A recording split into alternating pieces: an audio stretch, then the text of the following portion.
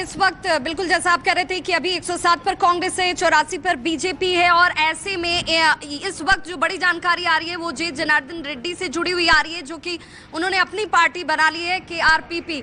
इससे पहले काफी लंबे वक्त तक वो बीजेपी के साथ रहे, लेकिन कुछ मतभेद की वजह से और मनभेद की वजह से वो उससे बाहर निकले और उसके बाद उन्होंने अपनी ही पार्टी बना ली। वो इस वक्त लीड कर रहे हैं, लेकिन 15 वीवीआईपी कैंडिडेट, उन 15 वीवीआईपी कैंडिडेट में बीजेपी कितने पोजीशंस पर लीड कर रही है और कहां पर वो पीछे चल रही है, ये इस वक्त बेहद महत्वपूर्ण हो जाता है। और आपको बताते चलें कि इस वक्त 15 जो वीवीआईपी कैंडिडेट हैं उनमें बीजेपी 4 सीटों पर इस वक्त लीड कर रही है, जबकि 3 सीटों पर वो पीछे चल रही है। कांग्रेस की बात कर ले तो कांग्रेस भी 4 सीटों पर इस वक्त आगे चल रही है, 1 सीट पर वो पीछे चल रही है। लेकिन जेडीएस जो है वो इस वक्त सबसे ज्यादा यहाँ पर वीवीआईपी विभा, लेकिन देखिए अहम बात यह है कि कांग्रेस 108 पर आगे है, बीजेपी 82 पर आगे है। 26 सीटों का गैप है बीजेपी और कांग्रेस में, लेकिन 30 सीटों पर जेडीएस आगे है। 30 पर जेडीएस का आना बहुत बड़ा आंकड़ा हो जाता है, क्योंकि 30 पर अगर जेडीएस आ जाती है तो फिर वो किंग मेकर की पोजीशन में आ जाती है। 30 सीटें जेडीएस की बीजेपी के साथ मिलकर 112 बनती हैं। 113 चाहिए सरकार बनाने के लिए।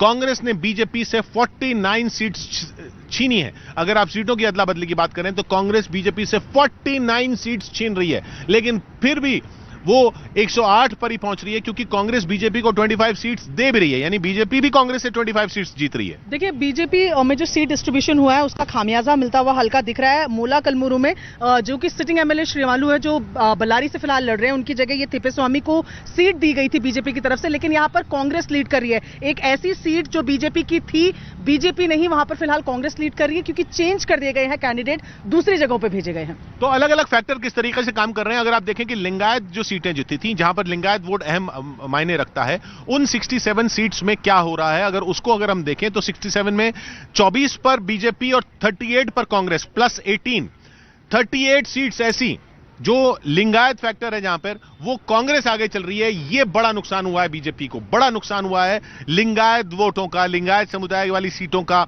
बीजेपी को बहुत बड़ा नुकसान हुआ है, ये साफ दिख रहा है। उधर कित्तूर कर्नाटक, जो मुंबई कर्नाटक जो होता था, जो महाराष्ट्र के बगल वाला कर्नाटक है, वहां पर भी कांग्रेस ने बहुत गेन की हैं सीटें बीजेपी से, और वहां बीजेपी को काफी नुकसान हुआ है। लेकिन कल्याण कर्नाटक, जो हैदराबाद कर्नाटक था, जो तेलंगाना से लगा हुआ कर्नाटक है, वहां पर बीजेपी ने अपना गढ़ जो है वो बचा के रखा हुआ है, और बीजेपी ने शहरी इलाकों में भी ज्यादा नुकसान नहीं होने दिया है, क्योंकि बेंगलुरु में गेन कर लिए, लेकिन ग्रामीण इलाकों में बीजेपी को काफी नुकसान हुआ है।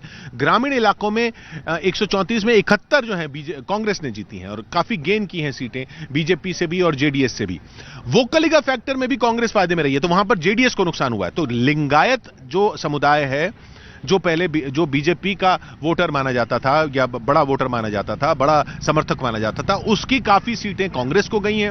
वोकलिगा समुदाय जो है, जो जेडीएस का बड़ा समर्थक माना जाता था, उसकी काफी सीटें जो हैं वो भी कांग्रेस को गई हैं। तो कांग्रेस का क्या आंकलन है इस 113 पर न पहुंचने पर? पवन खेड़ा हमारे साथ जुड़ रहे हैं, अरुण वहां पर हैं। अरुण, पवन